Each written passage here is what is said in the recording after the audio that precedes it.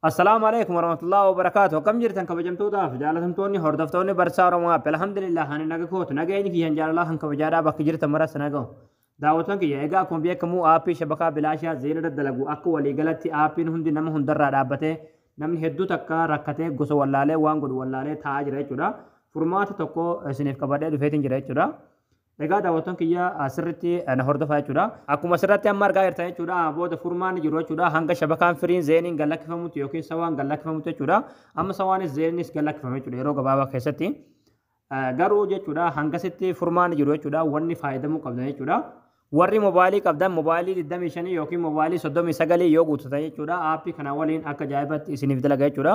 Akkasuma warri zeenii jechuudha. Warri zeen CMC1 CMC2 CMC3 qabdanilleen hidhatanii aappii kana waliin akka ajaa'ibatti isiniif dalaga jechuudha. Akkasuma warri Zen V3 qabdan yookiin Zen V3 2 qabdan jechuudha.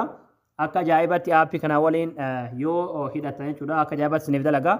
Akkasuma warri Zen Viva lakkoofsadii taa kana qabdan hidhatanii jechuudha. Alaatul aappii kana waliin isiniif dalaga.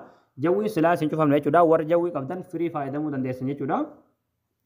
Akkasuma akkuma asirratti argaa jirtan jechuudha zeen paakeejiin kun jechuudha hedduutu jira jechuudha zeenii 25 warri qabdan akkasuma zeen naaxaa lakkoofsa lama kan ofirraa kan qabu kan risaalaan shari'aa keessan irratti yoo isinii dhufe jechuudha kana hidhatanii hanga shabakaa sirraa'utti aappii kanaa waliin akka ajaa'ibatti isiniif dalaga jechuudha.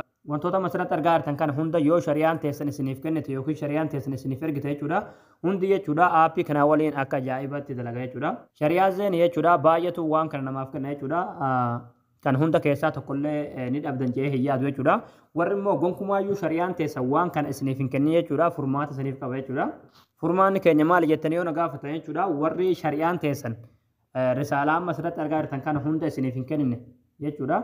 Zeembir jahaatamaa hidhachuun dirqama jechuudha. Zeembir jahaatamaa jechuudha shari'aa hundatuun qaba jechuudha. Shari'aa tokko lama osoo hin taane yookiin immoo kan sharikaan namaaf kennu osoo hin taane jechuudha. Zeembir jahaatamaa san shari'aa hunda kan isiniif kennu shari'aa ishismoo kaardii zeenii bir jahaatamatti guutatanii jechuudha. Aappii kana waliin alaatul akka ajaa'ibatti isiniif hojjetaa jechuudha.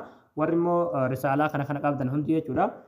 Risaalaa kana keessaa kan qabdan guutatanii aappii kana waliin jechuudha.